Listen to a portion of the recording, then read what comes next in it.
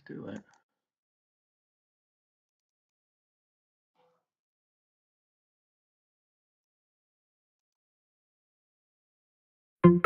Welcome to Lynn Cullen Live. Talk radio without the static.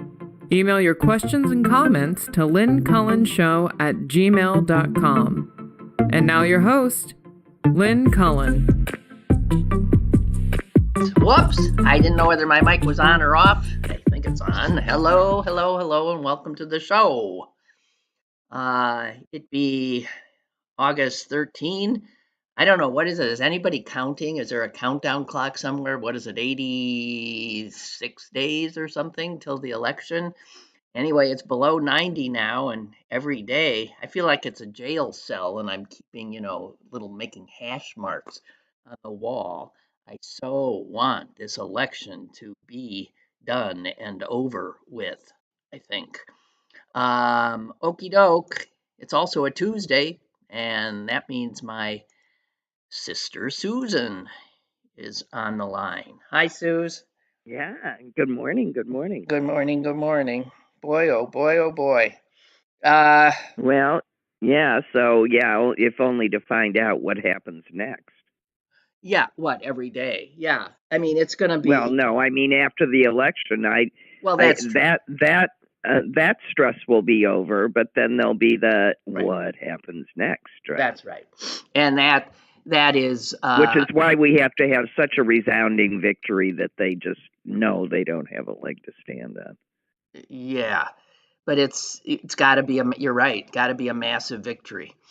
Which is why we all need to get to work. I just came upon unsettling piece of information in a letter that was written to the New York Times by the CEO of something called the Civics Center, and that is a nonpartisan nonprofit that is dedicated to making voter registration part of every high school in the country.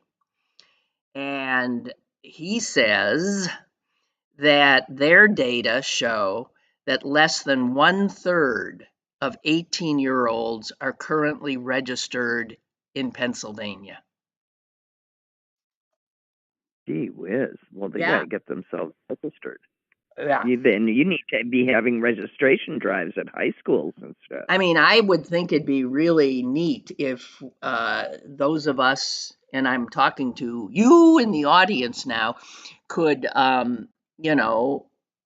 who know high school seniors, to get them excited about this, to get them to perhaps contact the League of Women Voters and find out how you do it, because school starts in a few weeks or a week, or who knows, it's about to start, and you could energize the kids themselves inside the schools to do this work. It's just something. Yeah, there should be a club at the school for whom this is a natural.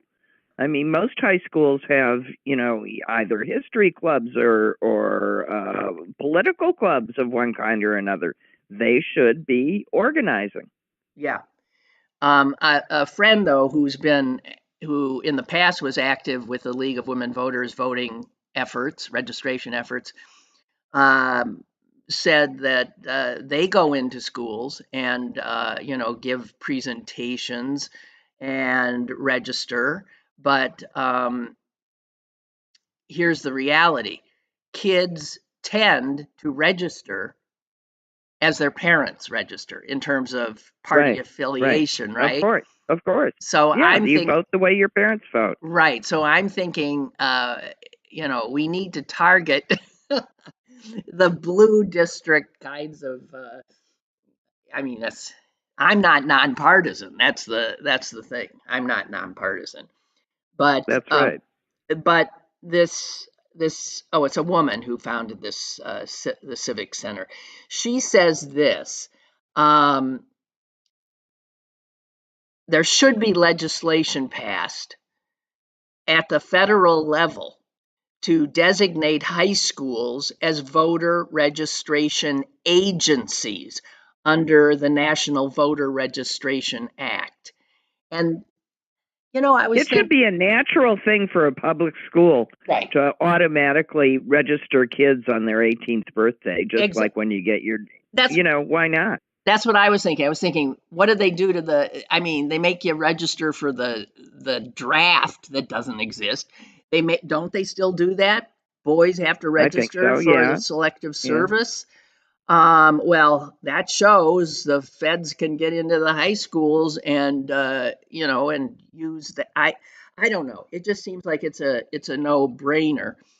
Um, so this woman uh, at the Civic Center says the best I can advise now is for students to take this into their own hands and organize the most inclusive and dynamic registration drives they can for their schools as soon as they return from summer break.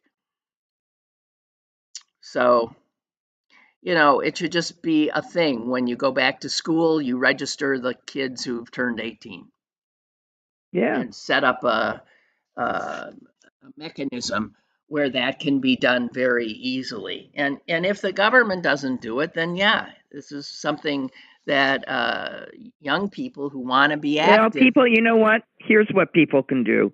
People can start writing to their school boards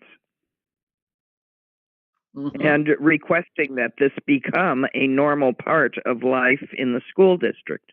That upon attaining rights in your country, the school district aids in enrolling you to that right. And as they would, in an AP English class, what they're teaching all this stuff, why wouldn't they have a place in the office where you can just fill out the form? Well, there you go. When I changed my residency to Wisconsin, for example, and I went in and changed my driver's license and all that, sitting right inside the door to the driver's license facility is a big computer with a big sign, registered to vote? If not, do it right here. So while I was waiting in line, I got close to the computer. I went over, I registered to vote, and got back in line, and that was the end. That machine should exist in high schools. And I'm told that Pennsylvania has now tied the Department of Transportation here to automatic opportunity to register to vote.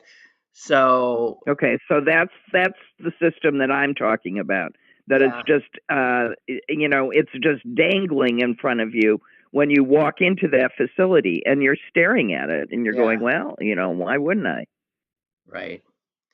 These are the kinds of things you gotta do, because see, this is more long game stuff that the Democrats are generally abysmal at, as opposed to the Republicans, who are extraordinary at long term, at looking ahead, at slogging through decades to get to what they want and to never stopping.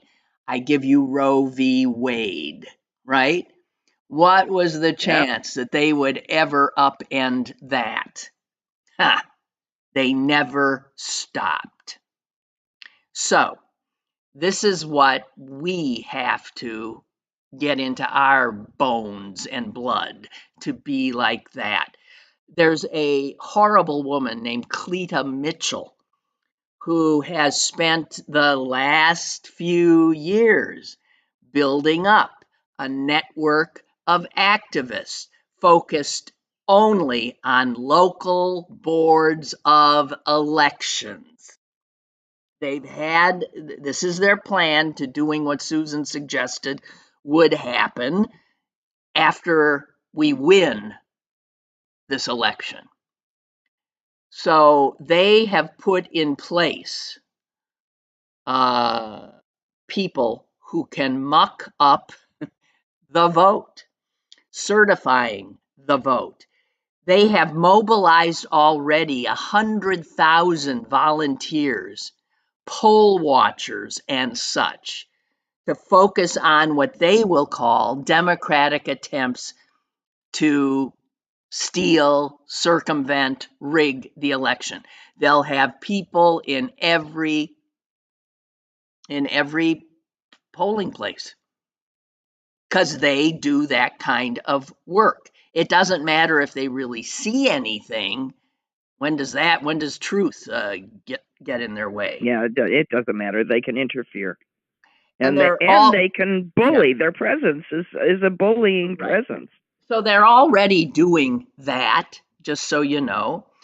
And the people who oversee elections, the county clerks, who have never been subjected to the kind of crap they're being subjected to by these people that she and others have recruited to just constantly overwhelm them.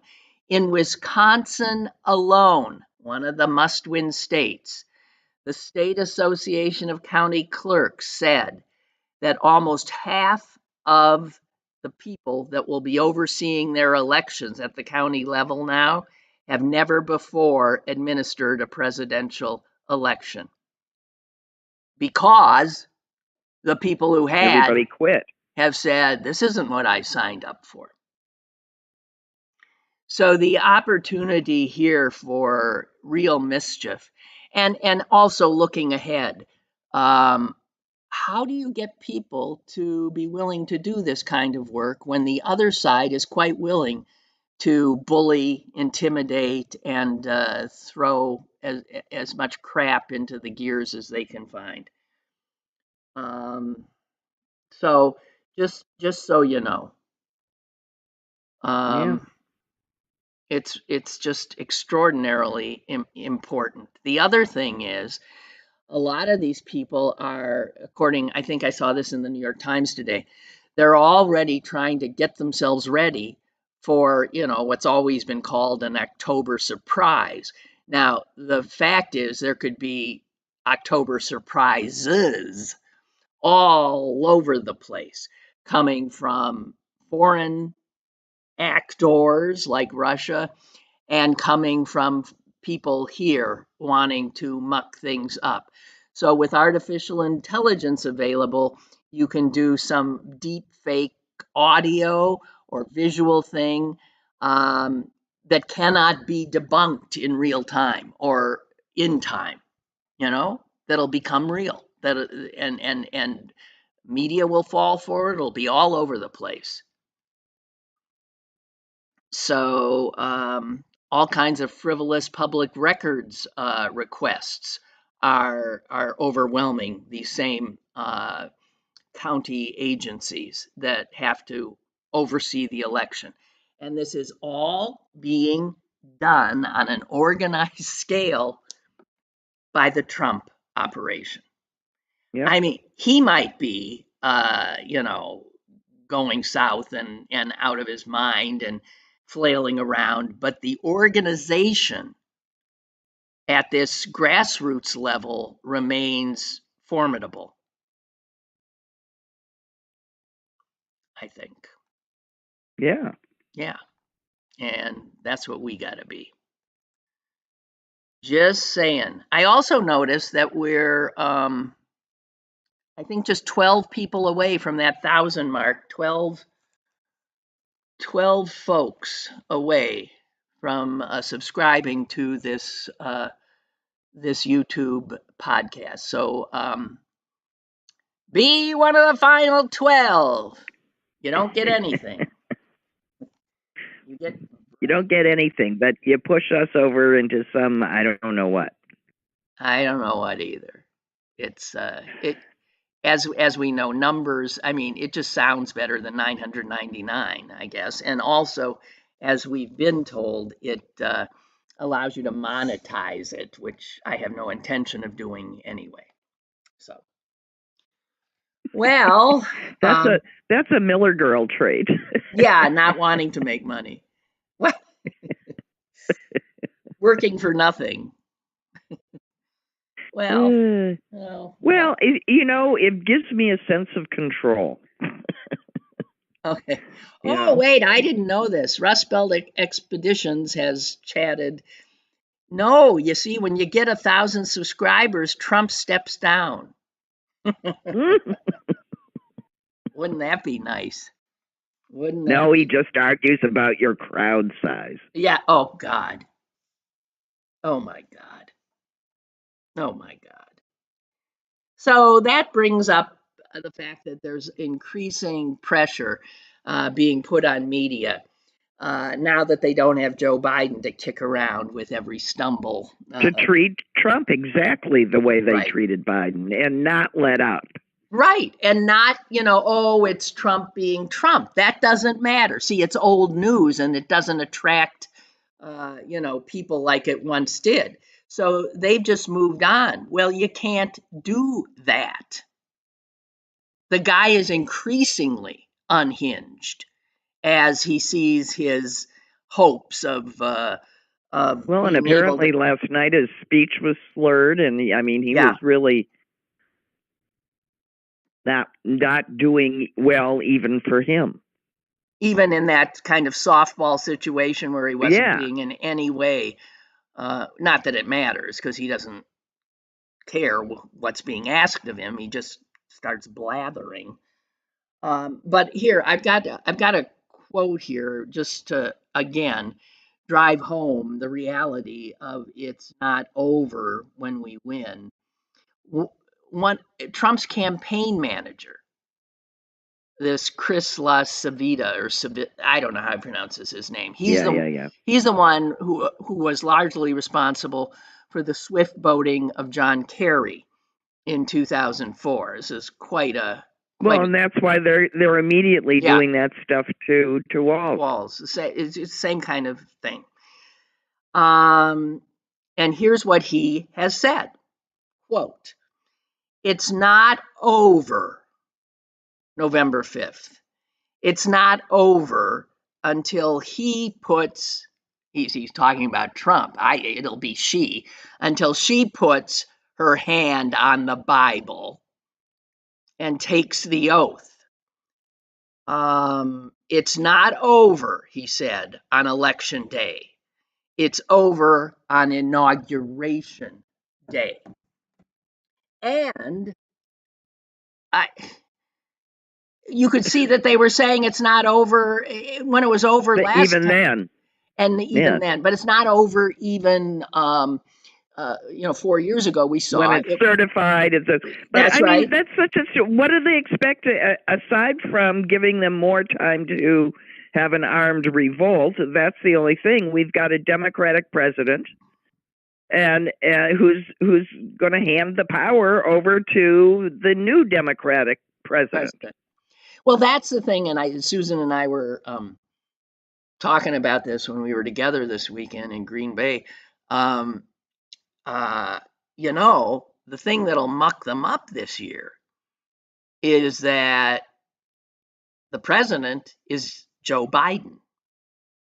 And as president, until the inauguration day, he has all the powers of the executive branch at Right, his he's in firm disposal. control. And given the recent Supreme Court decision about a president in an official capacity being able to pretty much damn well do anything he wants, what he has the capacity to do is just astonishing. And he can, in fact, call out, call I out would just the call out the military if he National wants. Guard. Yeah, He could call I out the would just, military under the Insurrection Act. He could do let's have anything. let's have a Trumpian military parade. Well, right. I mean, they don't have that access They don't have anymore. any power. They can sit here and to say whatever they want. Right now, they don't have any power. So that's the good news. Yeah, and it's our responsibility to make sure that up ballot and down ballot, we get the power. Well, it's that down ballot stuff. Yep. It's the down ballot stuff as well as the up ballot stuff. But, we've got the enthusiasm. We've got a whole bunch of people on the Republican side being given permission by big name Republicans to go this route. They're being begged to go this route. They're showing them the way. There's a Zoom call, Republicans for Harris, tonight. I think it's sort of interesting. Speaking of Republicans for Harris, I mean, there are so many of them, it's beyond belief. Here, I want to just quote one of them who is in an important state, Arizona, and he happens to be the mayor of Mesa, Arizona, Right. a lifelong Republican. Right. And he said this at a Harris Walls rally. He got up there. This is a Republican. Now, this is, I got to tell you, we often talk about the lack of courage of the Republicans in Congress who all fallen in line because they're scared shitless of his thugocracy. And here's a guy standing up, literally and figuratively, in Arizona, which is full of the thugs, and saying this: I do not recognize my party. The Republican Party has been taken over by extremists that are committed to forcing people in the center of the political spectrum out. I have something to say to those of us who are in the political middle. You don't owe a damn thing to the Republican Party. You don't owe anything to a party that is out of touch and is hell-bent on taking our country backwards. And by all means, you owe no displaced loyalty to the morally and ethically bankrupt head of the ticket. Exactly. And for every one of those guys that speaks out and gives the folks that haven't already figured this out, because a lot of them have, but to all the others, they're going, look, this is a real reasonable choice. These are not radical people. This is actually America. Mm-hmm. And if you got a problem with feeding kids and giving women their rights, and making sure everybody gets to vote, well, then, there really is something wrong with you. So, it'd be interesting to see. So he said that, a few days ago. It'd be interesting. Yeah, that was a while ago that he said that. What, that they were in Arizona, that she was in Arizona? Can't have been that long ago. No, but I mean, he came out before for her. And I would like prior to speaking, I would like to see how much security he now has, how many death threats he got as a result. John Giles is his name, and God bless him. Well, and let's just underline this. If that's the kind of party you want to belong to, that if someone tries to leave it, they try to kill you, I'll ask you again, what's wrong with you? Yeah. Jesus H. God almighty. There are so many people with targets on their backs now. It's, they can't kill them all. You can't kill them all. Oh, God. Well, here's something that's positive. I want to just point out the Olympics, which just ended. It was fascinating to see how countries, the athletes representing countries that you think of as like overwhelmingly white were often Black or Asian. And it wasn't just the United States that had this, wondrous, colorful quilt of skin color representing it. It was the UK, it was France, it was Norway, it was Germany. It was all over the place. And right. That, just seeing that. And I was thinking again of all these people so frightened, all these white people so frightened about being displaced or something. So, I mean, for them to even be able to watch something like the Olympics, it's triggering for them. It must be. Can you imagine living with that level of just constant uh, fear? They No, must. they'll take their victories and then they'll scream when they fail. Oh God, just unbelievable.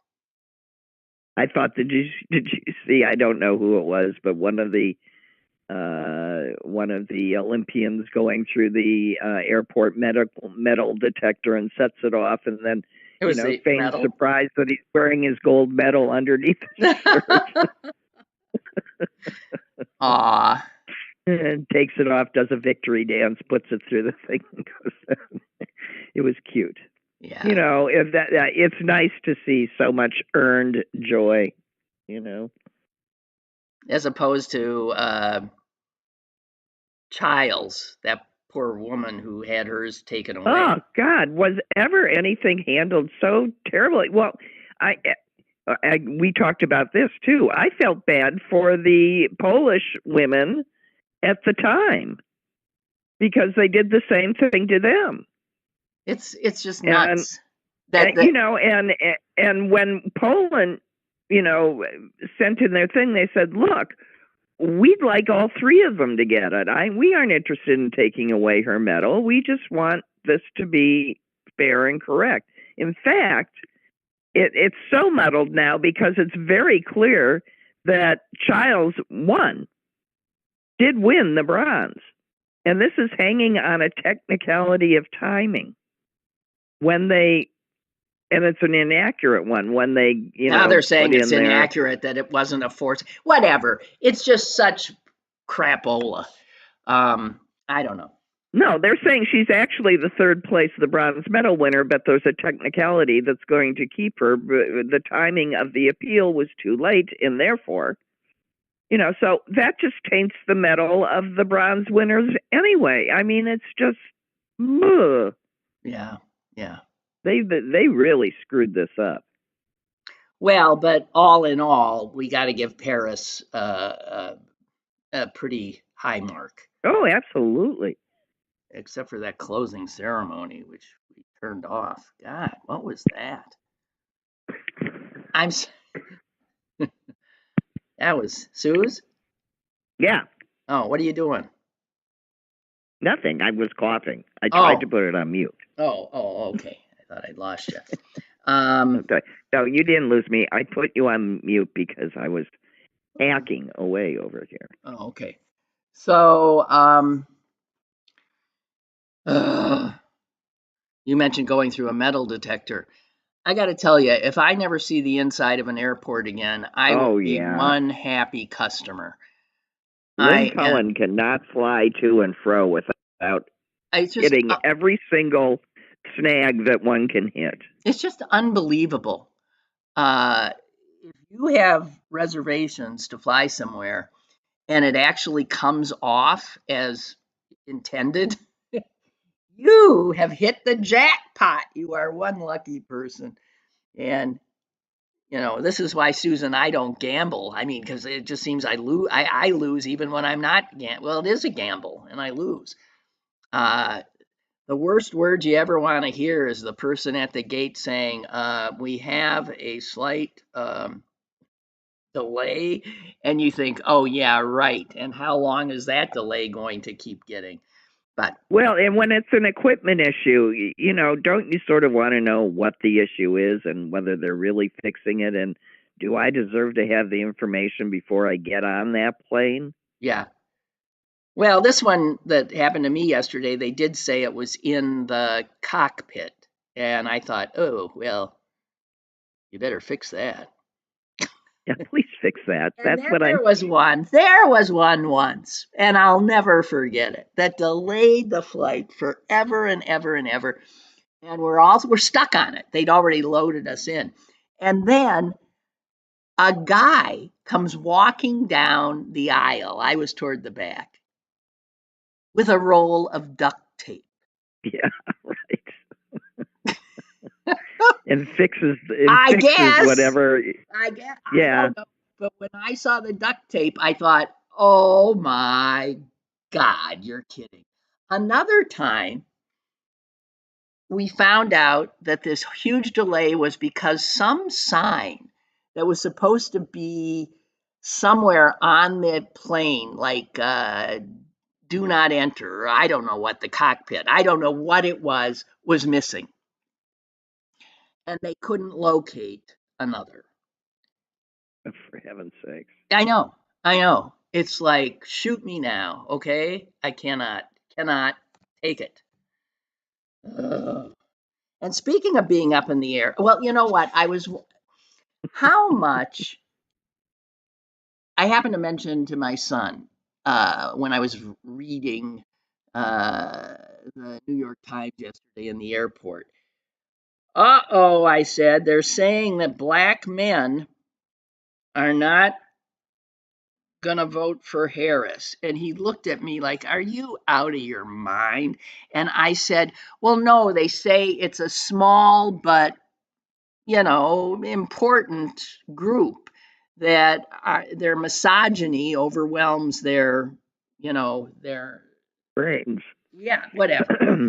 And boy, did he read the riot act to me. He said, you should know better than anybody that this is the kind of BS story that they manufacture because they gotta have stories they gotta scare people, they've gotta make people fret. And he was so right. I thought, oh my God, worrying about whether black men will overwhelmingly vote for her. What the hell? And this is exactly. But this is what media, he is so tuned into it that, and I'm getting better at it. If you look at the front page and see the headlines, you can really just discount, and I failed in that one, so much of what they're proffering because it's just bullshit made up Or the on the headline does not assignment match the desk. story. Yeah, it's often true. Yeah, often the headline doesn't. I'll look at an opinion piece that looks to be a negative, opinion piece and going, what are they talking about? So I scan the opinion piece, and it's not negative at all. As a matter of fact, it's debunking what the headline implies. Oh, here's one. Here's one, Suze. Here's one I actually took a screenshot of. This was, I think, again, the New York effing Times. Listen to this headline. Well, I'm noticing it in the Washington Post. Okay, well. both. You're right. Both. Yeah. So listen to this. Biden promised peace, but will leave his successor a nation consumed by war. What? What war are we in? Well, there's a quiet world war going on, but yes, we're not actively engaged in any war. We're not a nation consumed by war. That is the headline. He promised peace. This is the editorial page, I assume. No. I think it was front page. It was a news story. Oh, for crying out loud. Biden promised peace, but will leave his successor a nation consumed by war. And the reality is the United States is less involved in military action right now than at any time since the late 1970s, including the Iraq thing. I mean, less. The Iraq. Correct. Good God in heaven. That's the New York Times, the paper of record. I keep wanting to stop my, you see these things and you think, that's it. I'm canceling my subscription. But, there's also good stuff in there, but oh my God. No, you really, Everybody and every publication has to be reading with an extremely critical eye. Well, they're not. And people do not. No. And now every time I say I saw the most interesting thing, in the back of my head, I'm going, did you check that out enough to know whether it's even real? Well, see, most people, including you, are generally not going to bother. Yeah, we're sitting ducks. Well, I have begun to, on the important stuff, I've begun to try and fact check it, but it's more and more the misleading kind of headlines that do not align with the actual reporting below. And it's like a war between the one editorial staff and the other. Yeah. But it's stuff like that you really have to, you can't just scan the headlines anymore, because that'll give you a totally false impression of what's being said underneath. Yeah, I remember, the person who writes a story does not write the headline. It has nothing to do with the headline. Totally different job, right? Yeah, and I want to... With a different editor. Right. I have a memory, and this is how far back this goes, when I was doing television reporting, so that's in the 80s. I did a series of some sort. I can't even remember what it was. And then I saw on our air a promo for my series, which was suggesting the exact opposite of what my series was. I was so, I just went crazy. But this kind of thing, I guess it just, it happens all the time. Happens all the time. Okie doke. I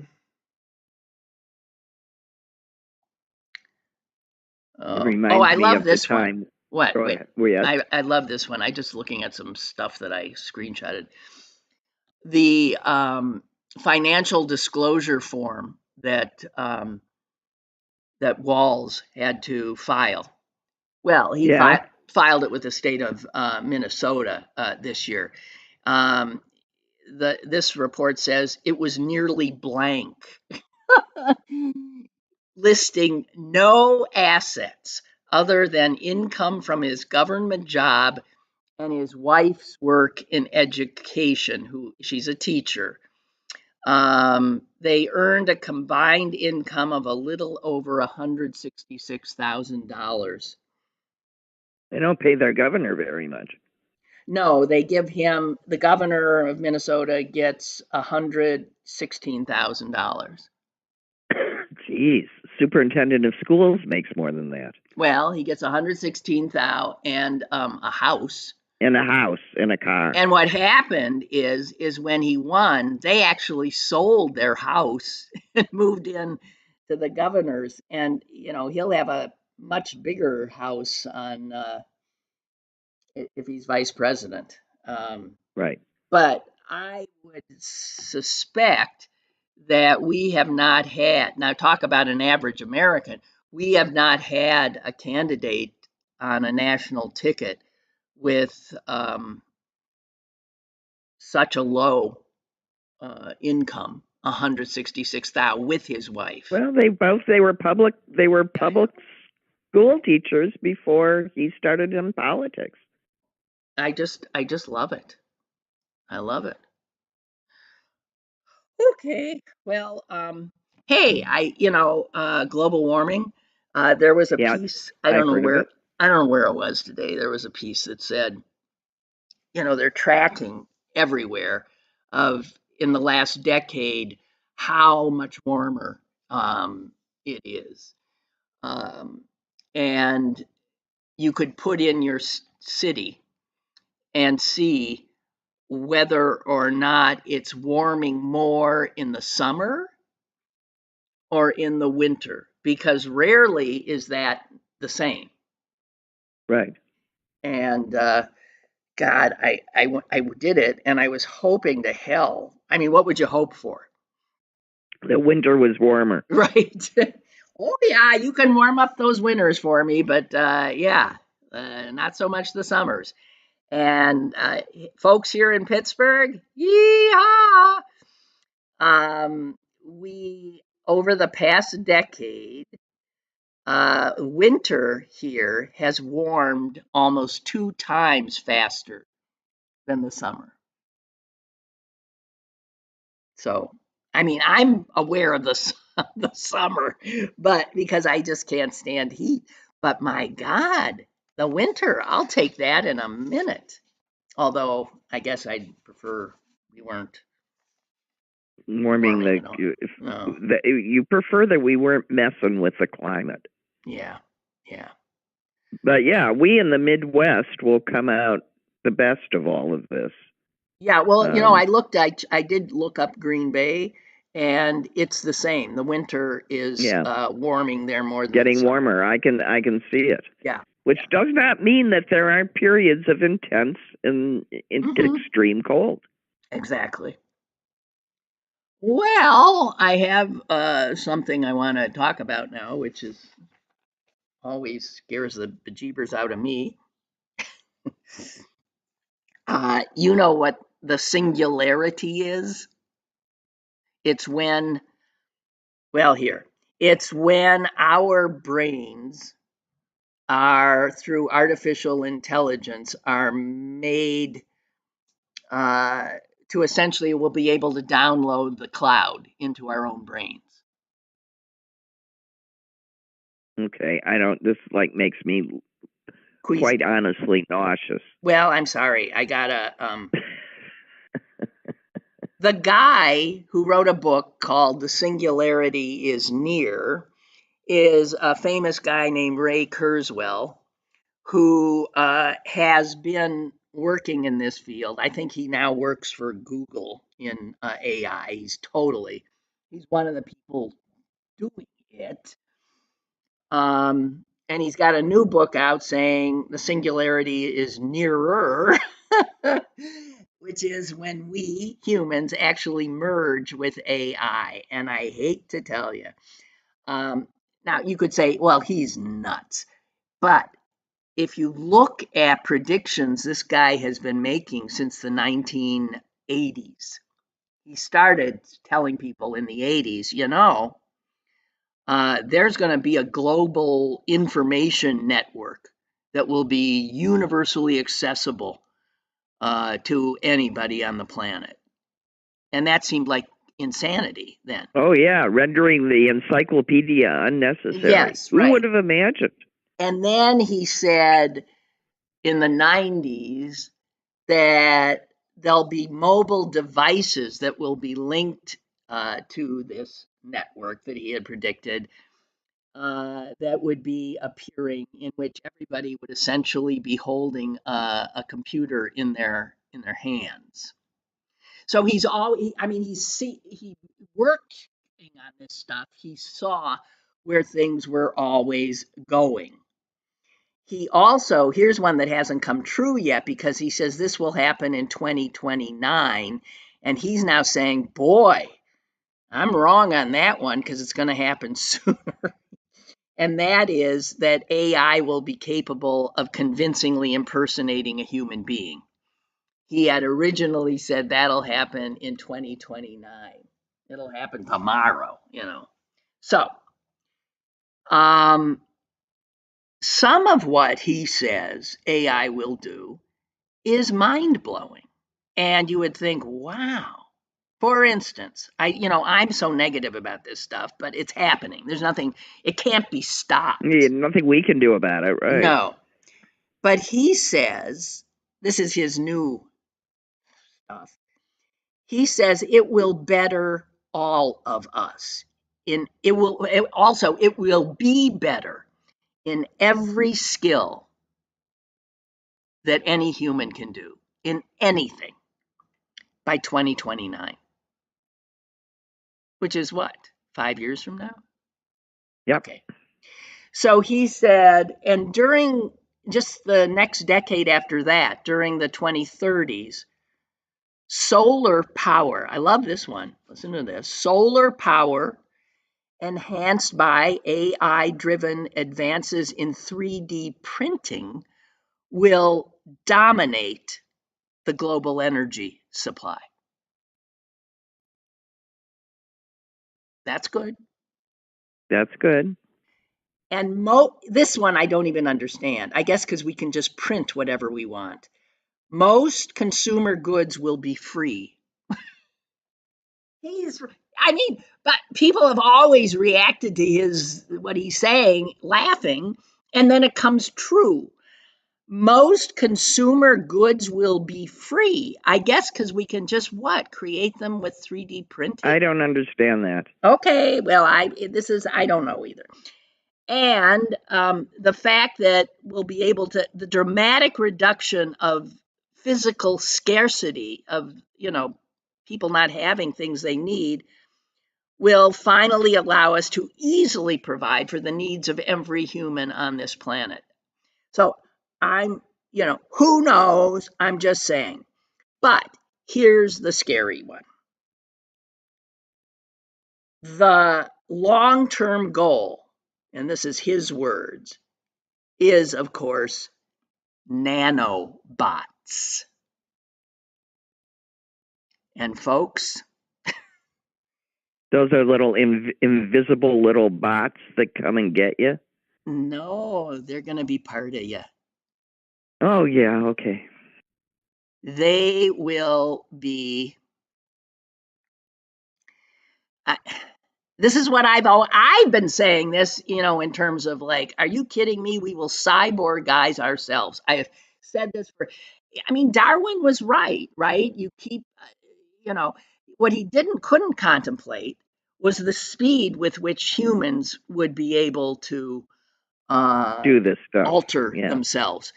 And so, because we will have access to superhuman intelligence, we will also learn to infuse our very blood with millions of self-replicating nanorobots. We will put them in ourselves. And they are the things, the little guys, that will swim to our brains and connect our neocortexes to the cloud, the singularity. And he says that's in 5 years.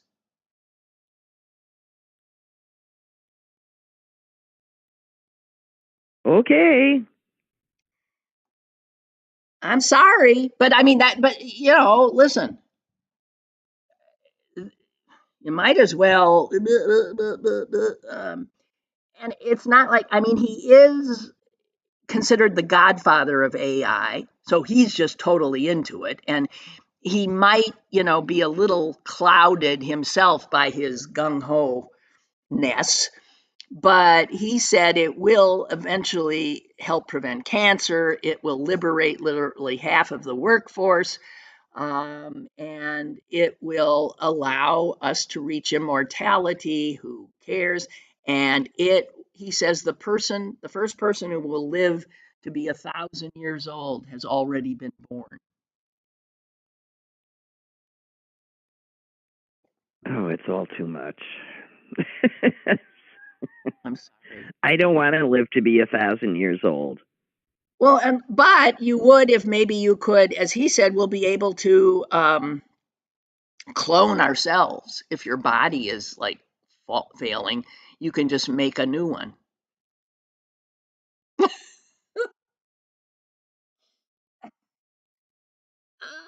Yeah, but then I don't know. I'm old enough to appreciate.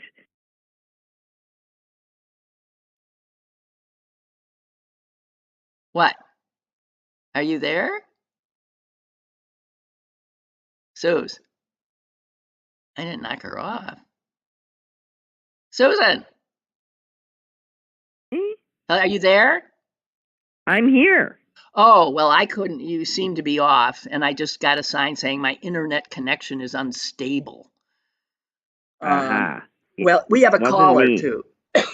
Thank goodness. Let me let this caller in. Hello? Hello? Thank goodness. Anyway. Why did you say thank goodness? You want me to shut up? Because I said it. Because yeah, Susan said it. Susan had just said it. Then I said it right after her. Oh, I didn't hear. Yeah, yeah. I originally called when you were talking about Pittsburgh's winters being warmer. Yeah. Because for the last 3 years, I'll buy a bag of rock salt. It's like a solid piece of rock salt or melted or something. By the time I never use it up. Yeah. Every year, single year for the last year, I don't use up my rock salt. That's like a new thing. Yeah. But then you started talking about AI and this guy, and as you're talking, and he's predicted the future, and I went, yeah, this guy's a Trekkie. Everything he said about nanites, they're called nanites on Star Trek. Okay. Being injected into your body to fix you. That's Star Trek. Free food. You know what I mean? You said probably 3D printed. That's Star Trek. Well, but they were just well, you look at science fiction novels. They predict. I mean, they predict what is. Clarence is suggesting that he's shamelessly ripping off Star Trek. No, he's the principal researcher. Even like the iPhones, and I say this every time I'm talking to the kids that when I was their age, like teenagers, I said this. And I'll pull out my iPhone, was Star Trek. This was Star Trek in my head. I never thought I'd live to see the day that we'd be walking around and I could talk face to face with somebody on the other side of the planet in real time. I said, that's Star Trek. And then I will tell them, and I'd say to them, I said, you'll have a heart condition, and they'll 3D print you a heart. You don't have to wait for another donor. They're just going to print you a heart, because of, what is that called? The new DNA technology of 3D printing. Yes.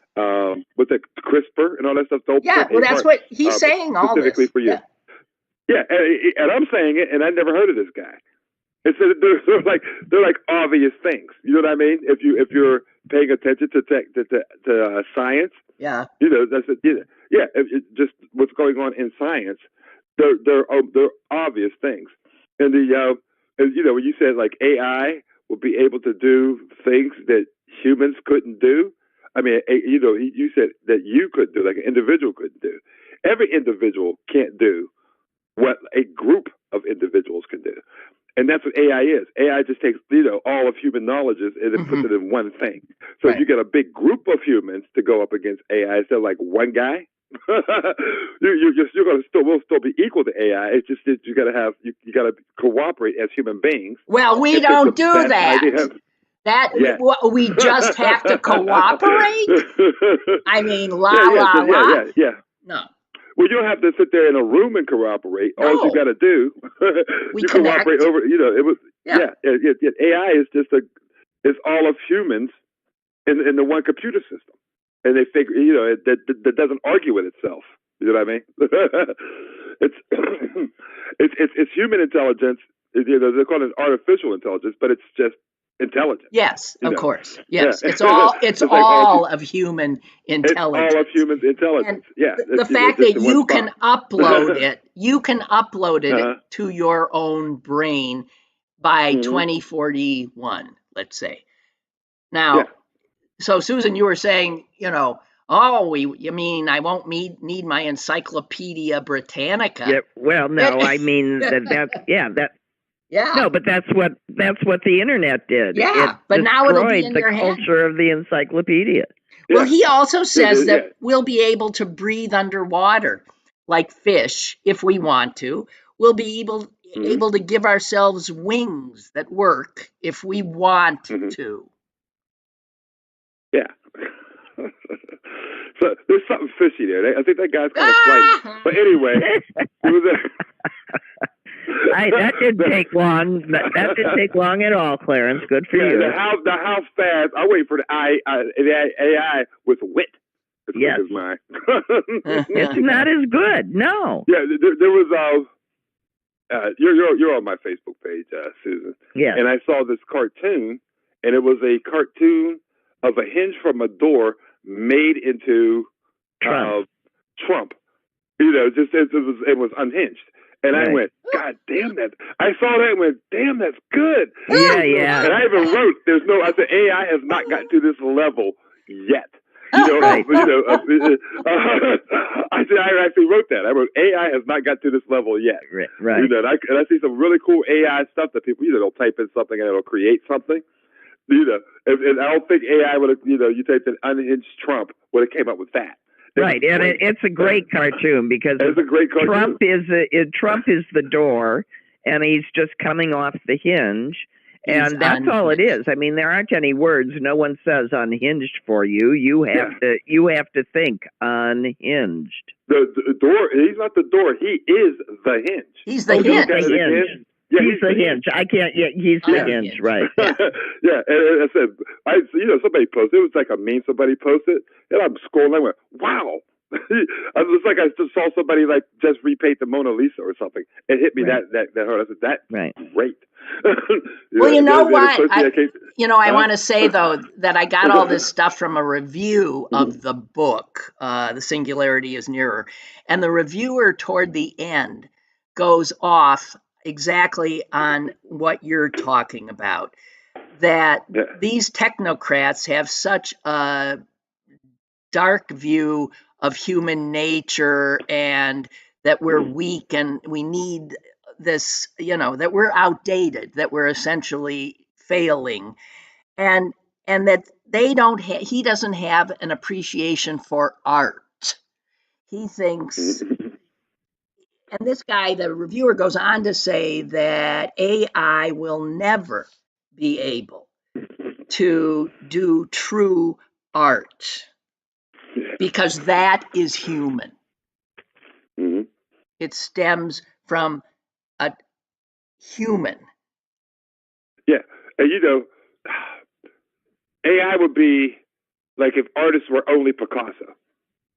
You know what I mean? There's only the only artist on the planet is Picasso. That's it, and nobody else can create. AI can only take what it's already been given, so it can't necessarily come up with something new. It can only combine old. Yeah, well, art is subjective. Art is subjective, and AI is not subjective, is it? Yeah, and that's exactly. Well, that's part of my point. Like, me as an artist, right? I have my inputs. You know what I mean? But my inputs are different than artists B and C. Right. Yeah, and artists B, C. For infinity. So my creations are going to be completely different than their creations, even though they might have had some of the same inputs I have, but they didn't live the same life I lived. Right. You know what I mean? Right. So, yeah, my file cabinet is full of different information than theirs, so we're going to come up with different stuff. Well, it is true that each individual is unique. Exactly. And yes, we really are snowflakes. Yes. That's actually witty too. So you're a snowflake. Thank you.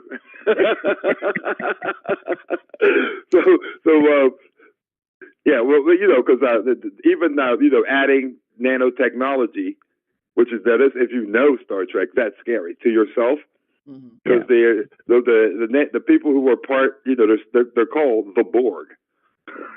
And their goal is perfection. That's their goal. Yeah. They go around the universe, sucking up everybody else's technology to perfect their own, and then your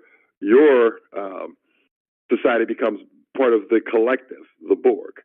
Yeah, it's one of their best, villains on Star Trek. Oh, we are the Borg. Resistance is futile, and they come in and they inject their nanotechnology into you, and all of a sudden you start becoming a Borg. Yeah. Well, here we are. But there is a Borg queen. It's like one big brain. Yeah. They don't work individually; they work as one. Yeah. Well, so that's why I say we are the Borg. We're doomed. All right. I just wanted to, everybody's worrying about global warming. I wanted to give them something else to worry about that's closer to home, inside of your brain. Well, whatever you do, don't get another COVID vaccine. That's the great report. All right. I intend to get one in the fall, I think. Okay. Thank you. I feel like I've lost everybody again. I'm not hearing stuff. And anyway, our time is up. Susan, if you're there, I can't hear you anymore. I don't. You can't hear me again? Okay, there you got a bad internet. Yeah, and I hear it just popped in again. Your internet connection is unstable.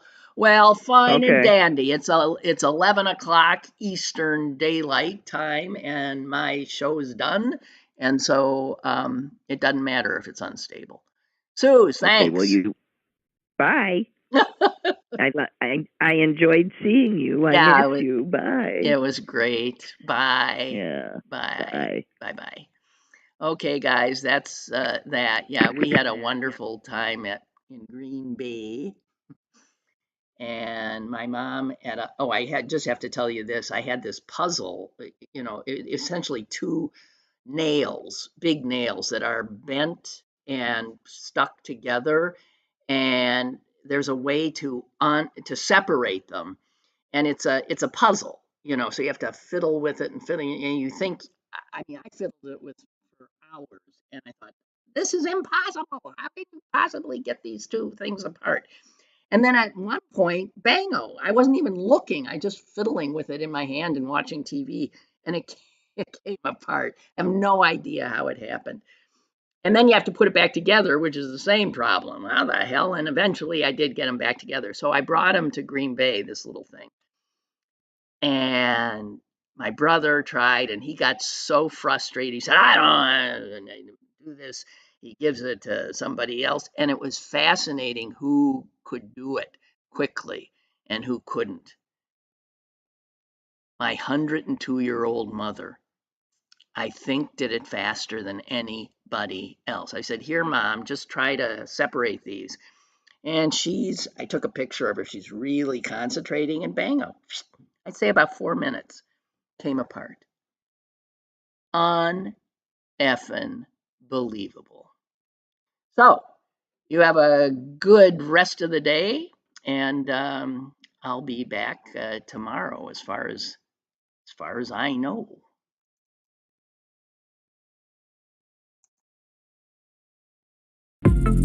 Lynn Cullen Live, Monday through Thursday from 10 a.m. to 11 a.m. and archived at pghcitypaper.com. The opinions expressed on Lynn Cullen Live are those of the host and do not necessarily reflect the viewpoints of Pittsburgh City Paper or its advertisers.